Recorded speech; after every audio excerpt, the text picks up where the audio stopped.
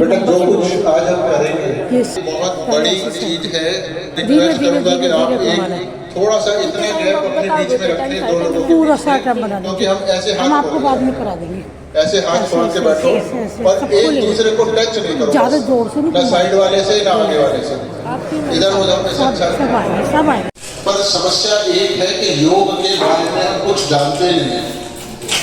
हम जो आसन करते हैं पार्क में उसी को योग समझते हैं, यही है ना। वो योग बिल्कुल कहीं योग से कोई कनेक्शन उसका नहीं होता है और उससे थोड़ा शारीरिक लाभ हो जाता है, इसलिए हम उसको करते रहते हैं। अगर आप वैसे भी देखोगे तो उसका पूरा नाम है योगासन। योग तो है कहीं नहीं उसके अंदर, पर उसको समाज में योग कह के प्रचारित किया गया है। ठीक है, तो योग हिंदी का शब्द है जुड़ना, एक चीज दूसरे से जुड़ जाती है तो कहते हैं योग हो गया दोनों चीजों का। अब हम इंसान हैं, अगर योग करेंगे किसी से जुड़ेंगे तो आप किससे जुड़ना चाहोगे? जो बिल्कुल भिखारी आदमी है उससे जुड़ना चाहोगे या किसी अफसर से जुड़ोगे? थोड़ा कॉमन सेंस से बताओ, किससे जुड़ोगे? हमेशा अपने से ऊपर चीज से जुड़ा जाता है ना। कोई भी अपने से नीचे वाले से दोस्ती नहीं रखना चाहता, हमेशा नीचे वाला अपने से ऊपर वाले से जुड़ के उसका फायदा लेना चाहता है, ऐसे होता है ना हमेशा। तो हम इंसान हैं और इंसान का मतलब अफसर वगैरह उसकी बात नहीं कर रहा, सभी इंसान, चाहे वो कोई अफसर है चाहे कोई बिल्कुल छोटा आदमी है चपरासी है, उससे कोई मतलब नहीं है। एक मनुष्य है तो वो किससे जुड़ना चाहेगा? अपने से ऊंची शक्ति से। तो मनुष्य से तो ऊपर से भगवान ही है। तो हमारा और परमात्मा का मिलन होना ये योग कहलाता है। पर ऐसा कभी होता हुआ आपने सुना नहीं, तो देखा तो मतलब ही नहीं है कोई भी। तो अभी पूजा पाठ प्रार्थना सब हम लोग करते हैं, चाहे वो साल में 2 सेकंड के लिए करें, पर कभी ना कभी भगवान को याद तो करते हैं। अब एक चीज देखिए कि मैंने कहा कि भगवान से कुछ जुड़ना है, कुछ जुड़ने को योग कहते हैं, तो इसका मतलब है कभी नहीं जुड़े हुए। ठीक बात है। अब ये बात कैसे समझ आएगी कि हम भगवान से जुड़े हुए नहीं हैं? जैसे आप मेरी आवाज को सुन रहे हो, सुनाई दे रहा है सबको, और मुझे भी समझ आ रहा है कि आपको सुन रहा है, तो ये दोनों तरफ से आदान प्रदान है। पर जब आप भगवान से कुछ कहते हो, पूजा करते हो, कुछ उनसे प्रार्थना करते हो या कुछ और काम करते हो, हवन वगैरह तीर्थ यात्रा कुछ भी करते हो, तो ये हम लोगों को एक सबूत पक्का नहीं मिलता कि ये जो कुछ मैंने किया भगवान के शरीर में कहाँ पर है वो भी नहीं पता लगता। तो इसका इन सब बातों का एक ही मतलब है कि अभी हम और परमात्मा दो अलग चीज हैं। इसीलिए कहा गया कि आप योग करिए, यानी परमात्मा से जुड़ जाइए, एक हो जाइए, तो वो आज इस कार्यक्रम से हो जाएंगे। तो ये बहुत बड़ी चीज है और परमात्मा की मर्जी के बिना पत्ता नहीं हिलता, ये भी सुना होगा। और ये भी सुना है कि परमात्मा से शक्तिशाली कुछ है नहीं, सब काम वही करते हैं, ये भी तो सुना। तो जब आप उनसे जुड़ जाओगे तो फिर वो आपकी परेशानियों को दूर करना शुरू करेंगे। पहली बार अभी नहीं करते, अभी तो जो कुछ होता है लाइफ में वो एक सिस्टम है, उसके अकॉर्डिंगली होता चला जा रहा है। ठीक, इतनी बात समझ आ गई। अब जब ये इतना जरूरी काम है परमात्मा से मिलन, तो परमात्मा ने कुछ तो हमारे अंदर बना रखा होगा ना। जैसे सारा शरीर है, बहुत सारे अंग बनाए हैं, देखने के लिए आंखें बनाई है, सुनने के लिए कान बनाए हैं, ऐसे सारे शरीर में हजारों हिस्से हमारे। और एक अगर मान लो आंख नहीं है तो नहीं दिखेगा, बड़ा सिंपल बात है। तो चाहे आप कितने भी अच्छे आदमी हो, चाहे कितने भी खराब आदमी हो, चाहे इस धर्म को मानने वाले हो, चाहे दूसरे वाले धर्म को मानते हो, चाहे भगवान को भी 100 वाले रोज देते हो, दिखेगा नहीं। चाहे 24 घंटे पूजा करते हो, तो एक कुदरत का ये नियम है कि आंख से दिखता है, कान से सुनता है, मुंह से हम बोलते हैं, ऐसे है ना नियम। तो इसी तरह परमात्मा से मिलन के लिए उन्होंने ये सारा सिस्टम हमारे शरीर में, हर इंसान के शरीर में बनाया। सिस्टम तो सबका, शरीर तो सबका एक ही जैसा होता है, चाहे वो किसी भी धर्म का हो। तो ये प्रोग्राम किसी धर्म विशेष के लिए नहीं है, ना ही माता जी का एडवर्टाइजमेंट है ये, न सहयोग का एडवर्टाइजमेंट है, ये आपके शरीर में शक्ति है, वो जगेगी, आपका अपना मिलन होगा तो लाभ आपको मिलेगा। समझ आ गया? हमारा को मिला इसलिए हम आपके बीच में आए हैं ताकि आपका भी भला हो जाए। इतना ही लालच है कि हम आपका भला होते हुए देखना चाहते हैं, मतलब हर मनुष्य का। तो ये क्या सिस्टम है, इसको समझें। ये पूरा सिस्टम बनाया है भगवान जी ने, हमारे हर शरीर इंसान के शरीर में है, और ये चालू नहीं है।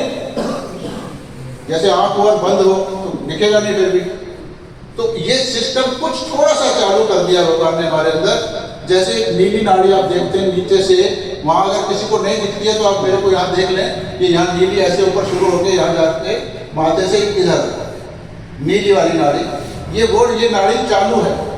तो यानी इसकी शक्ति क्या है कि जितनी भी हमारे मन में इच्छाएं आती हैं, अच्छी या बुरी कैसी भी, वो सब इसी नाड़ी की शक्ति से आती है। तो इसका मतलब ये नाड़ी चालू है, क्योंकि इच्छा तो हर इंसान करता है। और इस नाड़ी का संबंध हमारे लेफ्ट बाजू से होता है। तो ये भी एक थ्योरी बता रहा हूँ ना मैं अभी आपको, प्रैक्टिकली तो आपको पता नहीं लग रहा है कि इसका से संबंध है। ठीक आगे समझ में इतना? जब इच्छा करते हैं तो हमको फिर उसको पूरा करने के लिए काम करना पड़ता है, दिमाग से सोचना और शरीर से करना, तो फिर इच्छा को पूरा कर सकते हैं हम लोग। तो वो सोचने की और काम करने की जो शक्ति आती है, वो हमारे ये जो पीली नाड़ी दिख रही है राइट में, जो इधर से चल के ऊपर जाके इधर आती है, ठीक है, माथे पे आके दोनों, इधर वाली इधर, इधर वाली, तो ये कांटा लग गया फिर। तो ये जो पीली नाड़ी है इसका नाम है पिंगला नाड़ी, और ये हमें काम करने की शक्ति देती है। अगर मान लो ये शक्ति कम हो जाएगी तो आप भी लेथार्जिक हो जाओगे, सुस्त हो जाओगे, आलसी हो जाओगे, कमजोर हो जाओगे। जितनी ये ज़्यादा एक्टिव होगी उतना चुस्ती फुर्ती से काम करोगे आप। समझ आ गया? तो इच्छा की शक्ति कौन सी बाजू में है? लेफ्ट बाजू में, और क्रिया वाली राइट। तो इच्छा की नाड़ी को बोलते हैं हम लोग ईड़ा नाड़ी। तो थोड़ा बहुत मालूम भी तो होना चाहिए, या ये तो नहीं कहेंगे ऐसे तो नहीं कहेंगे ना, नाम मालूम होगा तो तुरंत समझ जाएंगे हम फलाने की बात कर रहे हैं। तो इनका नाम भी थोड़ा सा याद रखना है। इच्छा वाली नाड़ी को क्या कहते हैं? ईड़ा नाड़ी। और काम करने वाली क्रिया नाड़ी को क्या कहते हैं? पिंगला नाड़ी। दो बात समझ आ गई, ये दोनों चालू है। तीसरी एक और नाड़ी है जो ये हरा गहरा दिख रहा है बहुत बड़ा, जिसको हम भव सागर बोलते हैं, इसके ऊपर से चालू है, नीचे नहीं है। इस नाड़ी का नाम है सुषुम्ना नाड़ी। क्या नाम है? ये सब आपने बहुत सारे लोगों ने सुन रखे होंगे। थ्योरी बहुतों को आती है, पर प्रैक्टिकल नहीं आता। और थ्योरी जितनी मर्जी पढ़ लो, आप किसी मशीन के बारे में सारी थ्योरी पढ़ लो, जब मशीन ही रिपेयर नहीं कर पाओगे तो सारी थ्योरी बेकार हो जाएगी। समझ आ गया पॉइंट? थ्योरी इसीलिए होती है कि उसको आप प्रैक्टिकल में कन्वर्ट कर सको, नहीं तो थ्योरी का कोई फायदा ही नहीं होता। तो ये बीच की जो नाड़ी है सुषुम्ना नाड़ी, ये भी चालू है, पर ये हमारे काबू में नहीं है। जैसे आप खाना खाने की इच्छा हुई, आपने उसको खाया या नहीं खाया आपकी मर्जी है, लेकिन अगर खा लिया अब वो हजम अपनी मर्जी से होगा। ठीक है, इसका मतलब वो ये वाली नाड़ी ये सारे काम करती है जो हमारी मर्जी के बिना अंदर अपने आप चल रहे हैं। हजारों काम चल रहे हैं अंदर, सांस चल रहा है, दिल धड़क रहा है, यूरिन बन रहा है, ये हाजमा हो रहा है, नींद सोने के लिए जब लेटते तो नींद आती है, सब काम अपने आप होते हैं। क्योंकि अब लेट तो सकते हैं पर सो नहीं सकते, सो तो नींद जब आएगी तभी आएगी। तो ये सब काम इस पिंगला और सुषुम्ना नाड़ी जो बीच की नाड़ी है इससे होता है। तो तीन चीज पता लग गई। अच्छा, एक और पिंगला, ये जो बीच की नाड़ी है सुषुम्ना, इसके बीचों बीच उधर देखो रास्ते में 7 हमने चक्र जैसी चीजें बनाई हैं। ये 7 चक्र होते हैं। चक्र क्या बोलते हैं इनको? अभी मैं नाम वाम तो गिनाने की जरूरत नहीं है, इतना टेक्निकल नहीं बना रहे इसको। मतलब अभी जरूरत है कि आपको ये शक्ति मिले, उसके बाद आप जितना मर्जी सीखो, इसका तो कोई ज्ञान का अंत होता नहीं है। तो ये 7 चक्र हैं इस रास्ते के अंदर। पहला सबसे नीचे और 7वां ये वाला। तो ये भी सब अपने हिसाब से काम करते रहते हैं।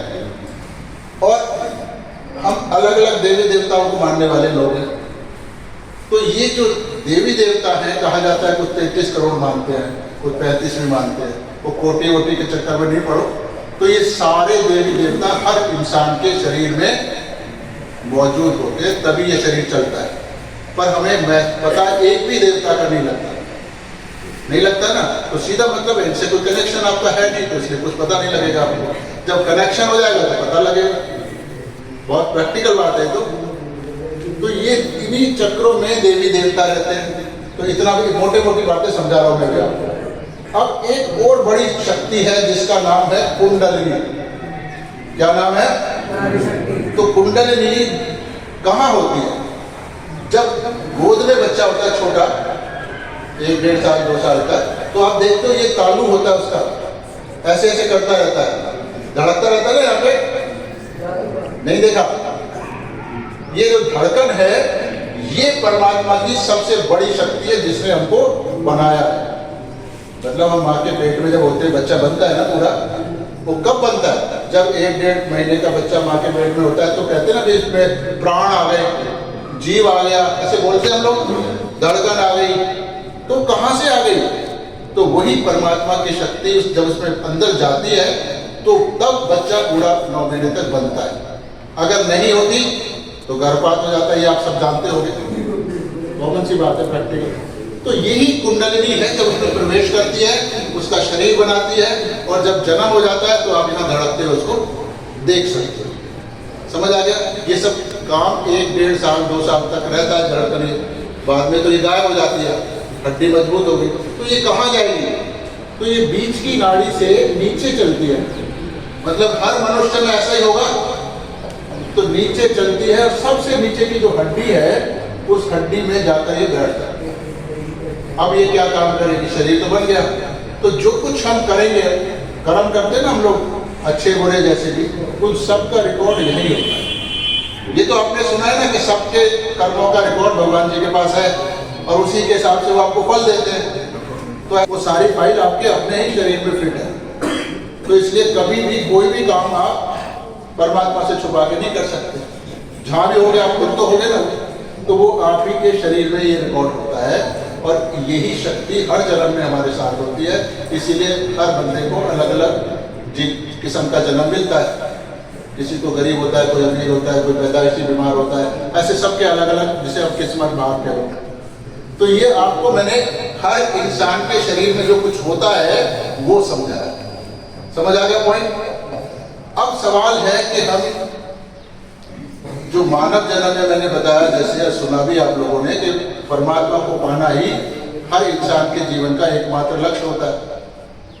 तो ये कुंडलिनी जब जागेगी, अभी तो अंदर चुपचाप काम कर रही है, आपको पता नहीं लग रहा है, तो जब ये जागेगी तो बीच वाली नाड़ी से ये वापस ऊपर उठेगी। अब बीच में आप देख रहे हैं हरा घेरा जो है, इसमें नाड़ी है ही नहीं, बीच में खाली जगह दिख रही होगी। ये नाड़ी मैंने बताया था सुषुम्ना ऊपर से शुरू है, ये खाली जगह है, इसमें तो इसका नाम है भव सागर। और इसके ऊपर माथे पर आप देखेंगे ये नाड़ी इधर चली गई और इधर वाली इधर आ गई, तो ये भी बंद हो जाता है। इसका नाम आज्ञा चक्र होता है, पर हम आम भाषा में इसको तीसरी आंख भी बोलते हैं। ये तो सुना होगा ना, तीसरी आंख होती है पर वो बंद होती है, खुल जाए तो आदमी बड़ा ज्ञानी हो जाता है, ऐसे सुना होगा। तो ये तीसरी आंख है जो कट ऐसे इधर से बंद हो गई, और ये द्वार भी बंद हो गया। तो यानी कुंडलिनी नीचे, और रास्ते में कितनी रुकावट आ गई? एक ये बंद, एक ये तीसरी आंख आज्ञा चक्र बंद, और एक ये भवसागर खाली लगा। तो इसका एक ही मतलब है कि कोई भी इंसान अपनी कोई भी क्रिया, कितनी भी शक्ति लगा ले, वो फिर परमात्मा से मिल नहीं सकती। कोई ऐसी शक्ति चाहिए, कोई गुरु हो, कोई मतलब और ऐसे जैसे होते हैं ना अवतार लोग होते हैं, वो हो, तो एक महान शक्ति होगी जो आपकी कुंडली को जगाएगी, और फिर कुंडली नीचे से ऊपर उठेगी, खाली जगह भी भरेगी, ये द्वार भी ऐसे धीरे से खुलेगा, ब्रेन पार हो जाएगा, फिर ये तालू भी खुलेगा और सिर से बाहर आ जाएगी। ये कुंडली शक्ति नीचे से उठ के पूरी नाड़ी को पार करती हुई सिर से बाहर निकलेगी। ये घटना बता रहा हूं जो शरीर में होगी। अगर होगी तो फिर आपको पता लगना चाहिए, नहीं तो फिर वही हो गया ना अंधविश्वास में। डॉक्टर साहब आए थे, उन्होंने बताया, पर हमें तो हुई नहीं, तो इसका मतलब आपकी जगी नहीं, सीधी बात है। तो जब प्रोग्राम हो जाएगा, मैं आपसे कहूंगा कि आप देखिए, अपनी चेक करो कि आपकी जगी या नहीं जगी। तो ऐसे हाथ रखो, आपसे तो कुछ अनुभूति आपको होगी। ठीक आ गया समझ में? तो ये होगा योग। इसके बाद जीवन बदलेगा, यानी आपकी जो शारीरिक बीमारियां हैं धीरे धीरे, मतलब बदलेगा कैसे, ये नहीं कि आज ही सब बदल जाएगा। आज शुरुआत हो जाएगी। हर रोज 5-10 मिनट घर पे बैठ के आप ध्यान करेंगे, बड़ा आसान है, जैसे अभी बैठे हो वैसे बैठ के करना होता है, और ध्यान भी अपने आप लगता है, ये सारा काम खुद होता है। तो ये रोज इसको बढ़ाते चले जाओगे ध्यान करके 5-10 मिनट, तो ये शक्ति बढ़ेगी। जितना बढ़ेगी उतना ही आपके आशीर्वाद बढ़ेंगे, यानी आपके शारीरिक बीमारियां खत्म होने लगेंगी। मानसिक तनाव आजकल बहुत होता है हर इंसान को, बिल्कुल मस्ती 24 घंटे की आ जाएगी। घरेलू समस्याएं बहुत सारी होती है, घर गृहस्थी के लड़ाई झगड़े ये वो बहुत सारा, वो सब परिवार में बड़ा सुख शांति आ जाती है। किसी को नहीं कहना पड़ता भाई यार ये तो बड़ा गंदा हमारे घर में, ये बड़ा उधर है, ये सुधरता नहीं है, इसको कुछ नहीं कहना होता। ये शक्ति आपके शरीर में से बहने लगेगी, वो अपने आप सुधर। कुछ हमारे अंदर गलत आदतें होती हैं, कोई शराब पीता है, कोई कुछ और गलत काम कर रहा होता है और छोड़ना भी चाहते हैं हम लोग, ऐसे बहुत बार होता है पर छूटती नहीं है। तो ये शक्ति वो खुद ही छुड़ा देगी। आपको याद ही नहीं आएगा शराब पीनी है तो फिर आप क्यों पियोगे, अगर आपने पी भी ली तो उल्टी हो जाएगी। तो ये शक्ति आपको कदम कदम पर संभालेगी। आपका सिर्फ एक ही काम है कि इस 5-7 मिनट सुबह शाम ध्यान करके इसके साथ अपना संबंध बनाया। आपकी आर्थिक स्थिति होती है ना आजकल, आप पैसे की बड़ी, जिसे देखो वही पैसे के लिए जूझ रहा है और पेट कभी भरता नहीं है हमारा, है ना, और चाहिए चलता है। तो ये जो मैंने कहा ना देवी देवता अंदर ही है, तो लक्ष्मी और विष्णु के अंदर ही है ना, तो ये आपके आर्थिक स्थिति भी सुधरने लगती है। अब यहाँ तो सारे बच्चे बैठे हैं, इनका आगे कैरियर है, सबको कैरियर की चिंता लगी होगी मैं क्या करूँगा। आप इस ध्यान को करिए, गॉड आपको एक से एक बढ़िया अपॉर्चुनिटी देंगे। आप खुद आश्चर्यचकित रह जाएंगे कि ये क्या हो रहा है मेरी जिंदगी में, इतना बदलाव, इतना परमात्मा को क्या कोई काम धंधा नहीं है जो मरीज देखभाल करने में लगा हुआ 24 घंटे। इतने ज्यादा अनंत आशीर्वाद इस शक्ति से आते हैं। तो मैं बताते बताते ही थक जाऊंगा, पर ये आशीर्वाद नहीं खत्म होंगे, ये सारा मैं आपको अपना अनुभव बता रहा हूँ। समझ आ गया पॉइंट? तो अब ये आपको इतना तो समझ आ गया होगा कि ये आपके काम की चीज है, इसका किसी धर्म से कोई लेना देना नहीं। जो आप खाना खाते हो वही खा सकते हो, जैसी भी लाइफ है सब कुछ वैसा ही रहता है। ना कोई पूजा पाठ छोड़नी है आपको, कुछ नहीं करना, बदलना कुछ नहीं है, अपनी शक्ति को जगाकर ईश्वर से मिलन करना है। फिर उनका काम है कि वो आपके अंदर से क्या हटा, जो आपके अंदर खराब होगा वो हट जाएगा, वो तो चाहते हो ना हटे, वो हट जाएगा, अच्छे भी आ जाएगी, खत्म बात। ठीक है, करें। अब इसमें एक ही शर्त है कि आपको ये शक्ति जगाने की इच्छा होनी चाहिए कि मेरा मिलन आज ईश्वर से हो जाए। इसके अलावा और कोई शर्त यहाँ नहीं है। अगर इच्छा किसी को नहीं होगी अब तो चाहे एक प्रोग्राम करे वो, चाहे 100 करे, कुछ होने वाला नहीं हो। जिसकी जितनी तीव्र इच्छा होगी परमात्मा को पाने की, उतना ही अच्छा अनुभव उसको आएगा। ठीक है, समझ में? तो मेरा रोल 0 है, हम तो सिर्फ बता सकते हैं, करना। अब ये मैंने कहा था कौन जगाएगा इस शक्ति को, मैं तो जगाऊंगा नहीं, मैं तो आप ही जा सकते ना, आप जगा सकते, ये भी मैंने बता दिया। इसको जगाएंगे, वो ऊपर फोटो लगा रखा है श्री माता जी निर्मला देवी। अब देखने में ये फोटोग्राफ है, एक सामान्य फोटोग्राफ, तो फोटो तो किसी का कोई काम करता नहीं है, वो तो सुनता नहीं ना, पर ये सारा काम ये फोटो ही करेगा, इसलिए लगाया, ये प्रचार के लिए नहीं लगाया, मैंने भी फोटो से पाया सब कुछ। तो ये अभी इसको ना तो मानना मेरी बात को, और ना ही इसको मना करना कि ऐसे कैसे हो जाएगा। हो जाएगा तो पता लग जाएगा, वही हुआ, नहीं होगा तो भी पता लग जाएगा, नहीं हुआ। बात समझ आ गई? तो एक साइंटिस्ट की तरह बैठना है, एक्सपेरिमेंट करना है कि माँ से मेरे को आज परमात्मा से मिलन होना चाहिए। ठीक है, कुछ अनुभव आएगा तो आपको समझ आएगा। इन्होंने ही ये तरीका निकाला था 1970। ठीक है, तो अब आप दोनों हाथ ऐसे खोल लेने के, क्योंकि यह एक ही शर्त है कि आपकी अपनी इच्छा होनी चाहिए लेने। कोई नहीं करना चाहता, हम किसी को नहीं कहेंगे भाई आप क्यों नहीं करना, ये आपके अपने लिए करना है। नहीं करना, आप आराम से बैठो, पर दूसरे को डिस्टर्ब नहीं करना, ये तो नहीं चलेगा ना। तो आप क्या करना है पहले हम समझ लें, फिर आप बंद करके करेंगे। टोटल 10-12 मिनट की और लगेगी। दोनों हाथ खोल लें आगे तरफ और सीधे हाथ की हथेली को जमीन पे रखें, साइड में रखिए अपने बराबर। आप अभी समझ लो, फिर आंख बंद करके सब काम करेंगे तो आपको अगर कोई समझ नहीं आएगा तो उससे जो कुछ मिलना चाहिए वो आपको नहीं मिलेगा। आप बिल्कुल शांत, एकदम शांत रहें। ये बहुत बड़ी चीज है। लोग हजारों जन्म तपस्या करते थे तब भी ये नहीं होता था। ये तो श्री माता जी की ऐसी कृपा है कि उन्होंने इतना आसान बना दिया कि यहाँ पर आधा घंटे में बैठ के तिलक को वरना भगवान से मिलने की तो कल्पना भी नहीं कर सकता आदमी। समझ आ रहा है? तो राइट हैंड की हथेली को जमीन पे रखें। उसके बाद फिर दोनों हाथ हम आगे करेंगे। ये आंख बंद करके दोबारा करेंगे इसलिए समझा रहा हूं। और लेफ्ट हैंड को कोहनी के पास से मोड़ देंगे, राइट हैंड मां की तरफ। बातें नहीं करो, आप अपना ही दुश्मन क्यों बने हो? तो अपना तो भला करने की सोचो ना। ये दूसरी क्रिया होगी। तीसरी क्रिया में तो दोनों आगे हाथ कर लेंगे। लेने के लिए दोनों हाथ फैलाने होते हैं। ये लेना है, करना नहीं है। उनसे लेना है, आप वो देंगी और आप लोगे। तो अगर ये भाव ही नहीं होगा लेने का तो कुछ नहीं आएगा आपके पास। ये मतलब जो मैं ये क्रियाएं सिखा रहा हूँ, ये क्रिया तो ठीक है छोटी छोटी है, पर इन क्रियाओं से क्या कुछ हो जाएगा? कुछ नहीं होता इन क्रियाओं से। पर ये क्रिया जरूरी है उस सिस्टम को लेने के लिए। तो जरूरी, सबसे जरूरी है कि आपके अंदर लेने की इच्छा। इतनी बड़ी चीज लेने है तो थोड़ी विनम्रता भी होगी ना, थोड़ा सम्मान दोगे मां को तभी मिलेगा, नहीं तो कुछ नहीं मिलेगा। तो दोनों हाथ श्री माता जी की तरफ, ये तीसरी क्रिया होगी। कुछ देर बैठेंगे।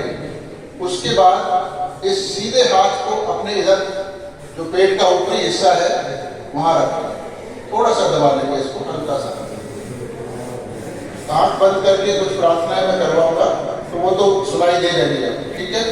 अभी कहाँ कहाँ हाथ रखने हैं वो मैं बता रहा हूँ। फिर इसी हाथ से माथा पकड़ेंगे ऐसे, राइट हैंड से थोड़ा सा दबाएंगे और गर्दन झुका लेंगे ऐसे। उसके बाद राइट हैंड को ही पीछे ले जाएंगे यहाँ पर ऐसे, और आखिर में इस तालू के ऊपर इस हथेली के गड्ढे को लगाएंगे ऐसे। मेरे को देख लो, हथेली ऐसे लगानी है खींचकर, ताकि उंगलियां बाहर रहे और दबाव पड़ सके। और अभी ऐसे ही देखते रहो उसको।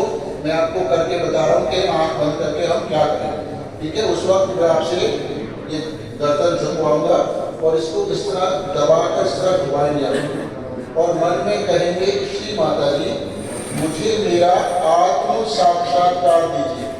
क्या करना है? माँ मुझे मेरा आत्म साक्षात्कार दीजिए। समझ आ गया आपको? इतना था, ठीक है? फिर आपको अभी दोनों हाथ श्री माता जी की तरफ कर लें। मेरे को नहीं देखे, अब मेरे से कुछ नहीं मिलेगा, मेरे से सिर्फ आवाज पर ध्यान दें। श्री माता जी को देखते रहें और जैसे ही आपको श्री माता जी का फोटो याद हो जाए आंखें बंद कर लें, क्योंकि सब कुछ आपके शरीर के अंदर है, अंदर ही जाके। और कोई भी आवाज नहीं निकाले, वो इतना महापाप है। आपको क्या भयंकर सजा होगी उसकी कल्पना भी आपको नहीं है।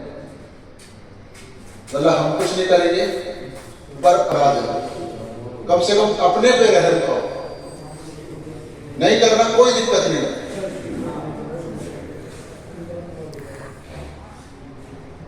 धीरे धीरे आंखें बंद कर ले। पूरे कार्यक्रम में आंखें बंद ही रखनी है। सीधे हाथ की हथेली को अपने बराबर में जमीन पे रख लें और चेयर से जो बैठे वो साइड में लटका लें। यहाँ 3 बार हम श्री माता जी से प्रार्थना करेंगे। श्री माता जी कृपया मेरे बाएं हाथ को शुद्ध कर दीजिए। श्री माता जी कृपया मेरे बाएं हाथ को शुद्ध कर दीजिए। श्री माता जी कृपया मेरे बाएं भाग को शुद्ध कर दीजिए। 3 बार ऐसी प्रार्थना करके पूर्ण शांति से बैठेंगे। जितनी बार भी मैं प्रार्थना करवाऊंगा, हर प्रार्थना के बाद आप पूर्ण शांत भाव से बैठे रहेंगे ताकि वो काम चालू हो सके।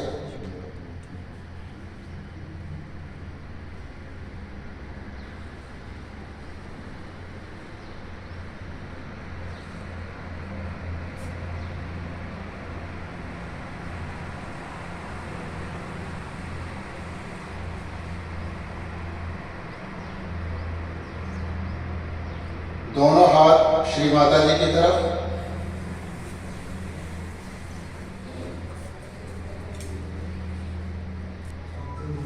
अब उल्टा हाथ लेफ्ट हैंड आकाश की तरफ कोने के पास से मोड़ दें। उंगली आकाश की तरफ चली जाए, हथेली पीछे की तरफ। और यहां फिर प्रार्थना करनी है 3 बार। श्री माता जी मेरे दाहिने भाग को शुद्ध कर दीजिए।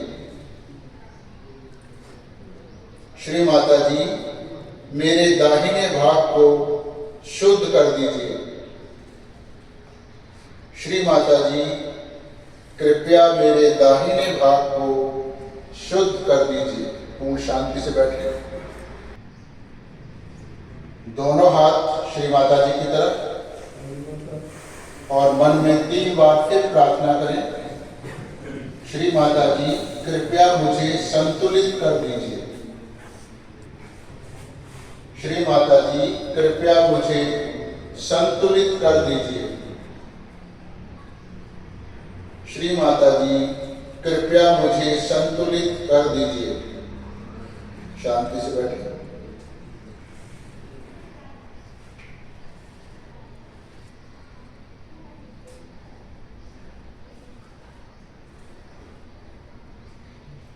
तीन बार फिर एक और प्रार्थना करेंगे।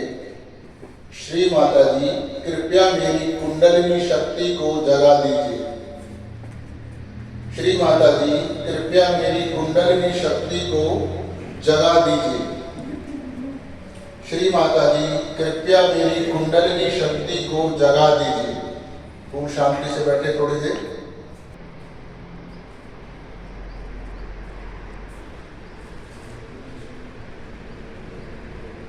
अब लेफ्ट हैंड तो मां की तरफ ही रहेगा, उसको नहीं हिलाना आखिर तक। सीधे हाथ से काम करेंगे। तो अपने राइट हैंड को अपने पेट के ऊपरी हिस्से पे रखें, जैसे मैं बताया था लेफ्ट साइड में। ये 10 गुरुओं की शक्ति यहाँ मौजूद है हर इंसान के शरीर में, और इसी वजह से उनको जगाने के लिए, उनका आशीर्वाद पाने के लिए हमको 10 बार ये कहना होगा पूरे विश्वास के साथ। श्री माता जी मैं स्वयं का गुरु हूं, मतलब अपना गुरु मैं खुद हूं। श्री माता जी मैं स्वयं का गुरु हूं। श्री माता जी मैं स्वयं का गुरु हूं। श्री माता जी मैं स्वयं का गुरु हूं। श्री माता जी मैं स्वयं का गुरु हूं। श्री माता जी मैं स्वयं का गुरु हूं। श्री माता जी मैं स्वयं का गुरु हूं। श्री माता जी मैं स्वयं का गुरु हूं। शांति पूर्वक बैठे। बात इसी हाथ से अपना माथा पकड़ ले, गर्दन थोड़ा झुका लें, थोड़ा दबा के रखें माथे को, जैसे सिर दर्द में दबाते हैं, और सच्चे मन से कहें कि माँ मैंने सबको क्षमा कर दिया। श्री माता जी मैंने सबको क्षमा कर दिया। श्री माता जी मैंने सबको क्षमा कर दिया। कोई भी कुछ भी किसी ने आपको बिगाड़ा हो, नुकसान किया हो, कुछ याद नहीं करना इस वक्त, सिर्फ कहना है। कहने से ही ये द्वार खुलता है। श्री माता जी मैंने सबको क्षमा कर दिया। दिल से कहें। कितनी बार कहना है इसमें कोई गिनती की जरूरत नहीं है। 2 बार कहें चाहे 10 बार कहें।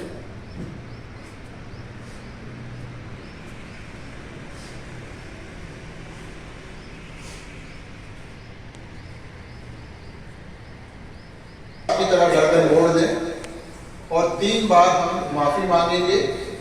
श्री माता जी, अगर जाने अनजाने में मुझसे कभी भी कोई गलती हो गई हो तो कृपया मुझे क्षमा कर दीजिए।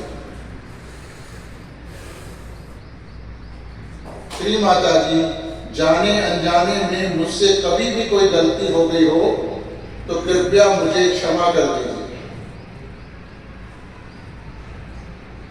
श्री माता जी, जाने अनजाने में मुझसे कभी भी कोई गलती हो गई हो तो कृपया मुझे क्षमा कर दीजिए। इसी हाथ को अपने तालू पे ले जाएं, दबाकर रखें, उंगलियां तान लें और गर्दन झुका लें। यहाँ फिर मैं याद दिला देता हूँ आपको कि आपको आत्म साक्षात्कार माँ से मांगना होगा। मांगे बिना ये नहीं मिलेगा। श्री माता जी आप पर जबरदस्ती नहीं करेंगे। तो आप बहुत श्रद्धा पूर्वक माँ से प्रार्थना करेंगे। साथ ही साथ प्रेशर लगाकर हाथ को ऐसे घुमाएंगे कि आपके जो सिर की चमड़ी है वो भी साथ साथ घूमे। तो मन में प्रार्थना करेंगे कि श्री माता जी, कृपया मुझे मेरा आत्म साक्षात्कार दीजिए। श्री माता जी, कृपया मुझे मेरा आत्म साक्षात्कार दीजिए। श्री माता जी, कृपया मुझे मेरा आत्म साक्षात्कार दीजिए।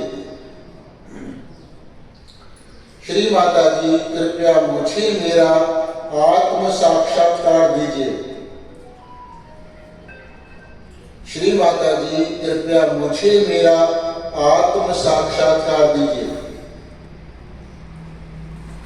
श्री माता जी, कृपया मुझे मेरा आत्म साक्षात्कार दीजिए।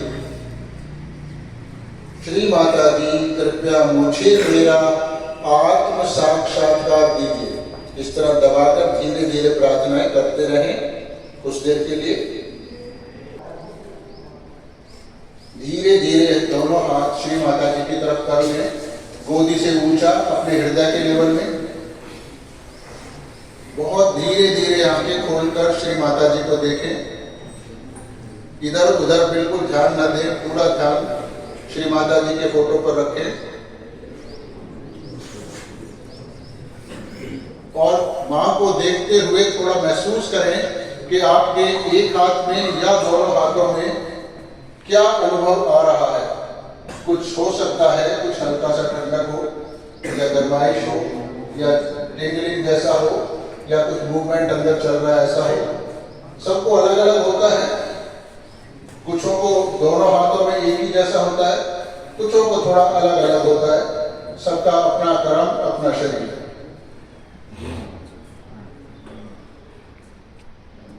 अब सीधा हाथ ऐसे ही रहने दें श्री माता जी की तरफ और लेफ्ट हाथ की हथेली को अपने तालू पे रखें। थोड़ा सा गर्दन झुका लें और हाथ को सिर से दूर कर लें, 1-2 इंच दूर, और महसूस करें कि आपके सिर के अंदर से क्या निकल रहा है, क्या अनुभूति है, गर्माइश सी है, ठंडक है, कुछ ऊर्जा है, कुछ और है। जो है वो ईमानदारी से ध्यान लगाकर आप महसूस करें। अगर किसी को कुछ नहीं पता लग रहा और उसने अच्छे से किया था इच्छा लेके, तो माँ से कहें कि माँ कृपया मुझे अपना प्यार दीजिए, माँ मुझे क्षमा कर दीजिए, मुझे भी अपना प्यार दीजिए। अब ये लेफ्ट हैंड श्री माता जी की तरफ और राइट हैंड से चेक करें सिर के ऊपर। सिर को छूना नहीं है, हाथ को सिर से दूर रखना है, गर्दन सम्मान पूर्वक झुकी रहेगी। आंखें बंद करके ध्यान से महसूस करें कि क्या कुछ ठंडक है, गर्माइश है, झंझनाहट है या कुछ और है। जिसको यहाँ नहीं पता लगे वो कहे, श्री माता जी मैंने सबको क्षमा कर दिया। श्री माता जी मैंने सबको क्षमा कर दिया। श्री माता जी मैंने सबको क्षमा कर दिया। एक बार फिर लेफ्ट हैंड से चेक करें, राइट माँ की तरफ कर लें। और थोड़ा ध्यान दें कि क्या आपके दोनों हाथों में एक ही जैसा अनुभव आया है या थोड़ा सा अलग अलग है।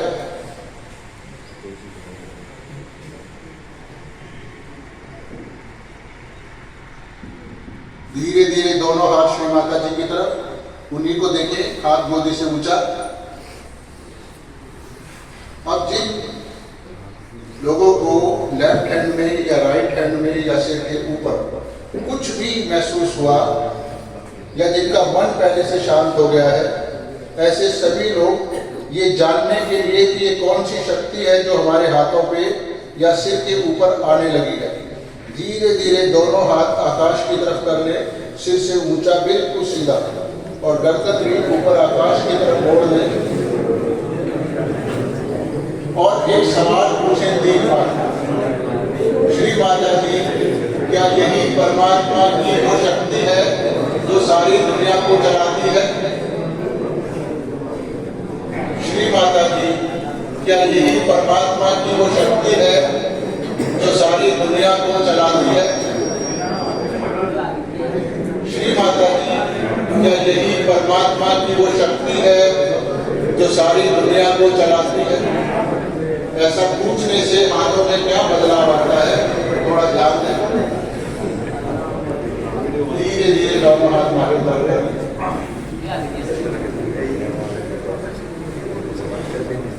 कोई भी ईमानदारी और कॉन्फिडेंस के साथ ये बता सकता है कि उसको कहाँ अनुभव आया या नहीं आया, ये सब मुझे मालूम है। हाँ जी, हाँ तो आएगा कहाँ से? जिसको आया उसकी बात कर रहे हैं, जिसको नहीं आया तो आराम से बैठे। किसी को नहीं आया ईमानदारी से बताओ,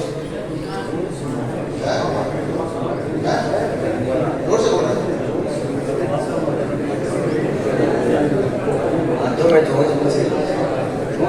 कहाँ पर? तो फिर कॉन्फिडेंस से बोलो ना, घबरा करो। कहाँ पर? कहाँ पर ठंडा हो रहा था? यहाँ बीच में। ये दो आगे बैठे हैं, इन्होंने कहा कि यहाँ पर, एक ने कहा थोड़ी सी खुजली सी हो रही थी दोनों हाथों में, दूसरा कह रहा है दोनों हाथों में ठंडा। ये 99% लोगों को हो रहा है। थोड़ा सा कॉन्फिडेंस रखो। अभी शिक्षा लेके बाहर जाओगे, कॉन्फिडेंस नहीं होगा तो कुछ काम नहीं आएगी शिक्षा। जिंदगी में काम कॉन्फिडेंस आता है। तुम्हारे को कुछ हुआ है महसूस? नहीं हुआ। तुम दोनों को तो फिर बोल क्यों ले रहे हो? बताओ क्या महसूस हुआ? बताओ, शर्माओ नहीं बताना। हाँ बेटा, तुम्हें कुछ हुआ? उसको बताते क्यों नहीं? क्या हुआ या नहीं हुआ? हाँ ना, नहीं हुआ, नहीं हुआ। और कोई है जो बताना चाहता है? अच्छा ठीक है, क्या करें? अच्छा, वो इन सबकी बात छोड़ देते हैं। ये दो बच्चे हैं हमारे आगे बैठे हुए, जिन्होंने हिम्मत और ईमानदारी दिखाई। हुआ सबको है, पर आप शक में बैठे हुए हुए हो क्या रहा? इन्होंने कहा कि मेरे को इस जगह, मैंने आपको नहीं बताया था कि इस जगह होगा, है ना, और ये भी नहीं बताया था कि क्या होगा। तो इसका मतलब जो इन दो को, कम से कम इन दो को हुआ, मतलब हुआ सबको है, पर इन्होंने हिम्मत करके बताने। तो ये यही क्यों हुआ? मैंने आपको एक चीज बताई थी कि ये कुंडली ऐसे ऊपर चढ़ेगी और इस द्वार को खोल के सिर से बाहर आएगी, ये बताई थी बात। तो बाहर आके होगा क्या शरीर पे, ये नहीं बताया था, है ना। तो आपको हुआ तो आपको समझ आ गया ना। तो मैंने ये कहा था कि जो चक्र है रास्ते में साथ, इनका संबंध हमारे फिंगर टिप से और हाथ हथेली से बीच में। अगर आप चार्ट को देखोगे तो हथेली के बीचों बीच ये 7वां चक्र का संबंध बीच में, ठीक है। ये 7वां, जो 500 चक्र हो गए, जो 7वां चक्र है वो हथेली के बीचों बीच होता है। तो जब ये कुंडली पार कर गई तो आपको यहाँ महसूस होने लगा। समझ आ गया? आप दोनों में से दोनों को इक्वल हो रहा है दोनों हाथों में, या कुछ चेंज है? दोनों में इक्वल है। इनको इक्वल हुआ, बहुतों को एक में कुछ होगा, दूसरे में कुछ होगा। एक में ठंडा, एक में ठंडा, एक में गर्म। ऐसा क्यों है? मैंने ऐसे भी आपको नहीं कहा था। ऐसा तो हमें तो यही पता कि दोनों आधे कैसे होते हैं, तो ये क्यों है?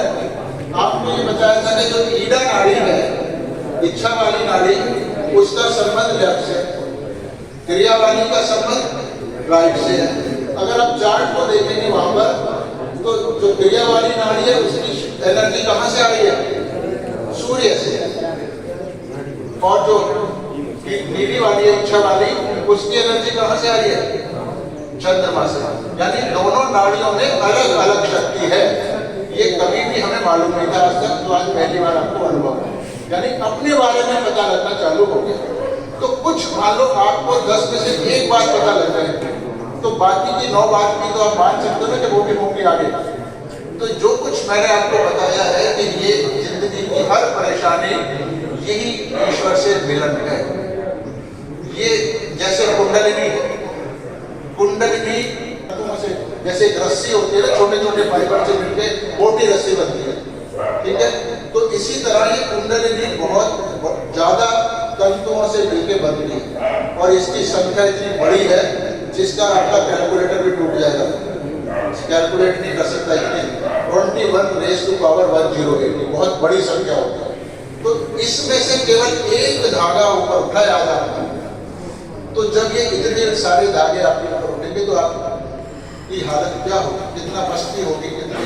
जैसे नानक साहब थे, कबीरदास थे, भक्त प्रहलाद थे, ध्रुव थे, ऐसे बहुत सारे ज्ञानेश्वर जी थे, संत कबीर थे, बहुत सारे लोग हमारे समाज में हुए हैं जिनकी ये पूरी जागी नहीं थी, तो वो हमेशा मस्ती में रहते थे। अगर देखो, अगर आपकी अब भी इच्छा है तो मेरा रोल 0 है, आप ये समझ ले, मेरा बिल्कुल कोई काम नहीं है। आपका और माँ का सीधा संबंध है। अगर किसी वजह से अभी तक आपको नहीं हुआ है तो आप मुझे मत देखो, माँ को देखो, और उन्हीं से कहो कि माँ मुझको नहीं हुआ, मुझसे गलती हो गई, जो भी आपने किया पीछे मुझे क्या, वो भी 2 मिनट में हो जाएगा, ठीक है?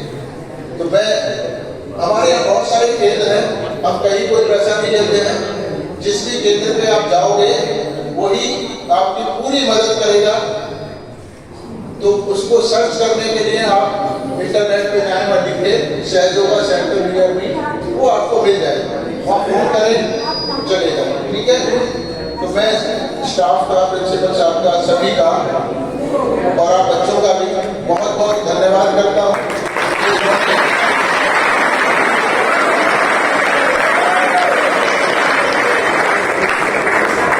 मेरे बच्चे भी आपकी उम्र से निकले हैं और वो सहजों की कृपा से बड़े औलाद बने। तो भी ये 3 बच्चों को नहीं हो रहा था, इनको भी शुरुआत हो गई है। तो ये जो शुरुआत है ये आपकी इच्छा से होगी। बहुत ही जरूरी चीज़ है आपकी इच्छा। अगर आप इच्छा नहीं करोगे, हंसोगे, एक दूसरे को देखोगे तो नहीं होगा। ये आपका अपना संबंध है जो श्री माता जी से बनाना है और आपके अपने शरीर पे अनुभव होना है। जितनी इच्छा से आप मांगोगे उतनी इच्छा से ये बढ़ेगा और बहुत तेजी से आएगा। तो मेरी आपसे नम्र प्रार्थना है कि आप इच्छा करके मांगो और ये श्री माता जी की फोटो को दिल में बजा लो। कहीं भी बैठे हो, कहीं भी हो, इसको ध्यान से अपने मन में रख के कहो, माँ कृपया मुझे मेरा आत्म साक्षात्कार प्रदान करें, मेरे अंदर की मेरी जो शक्ति है वो जागृत करें। तो देखिए कितने जल्दी से आपके शरीर में ये हलचल होगी और आपकी कुंडली पार हो जाएगी। तो मैं यही चाहूँगी कि आप 5 मिनट सुबह, 5 मिनट रात को ध्यान करके सोए, आपको नींद भी अच्छी आएगी और जो टेंशन होती है वो शब्द निकल जाएगा। कैसे निकल जाएगा ये आप श्वेता देखेंगे। और बच्चों कई बार एग्जाम्स में घबराहट होती है, उल्टी आती है, बुखार चढ़ जाते हैं, वो सब हट जाएगा, श्वेता ही हट जाएगा। तो ये बहुत बड़ी चीज़ है, आप इसको ऐसे ही ना जाने दें, इसको दिल से करें और इस परम चीज़ को पाएं। धन्यवाद।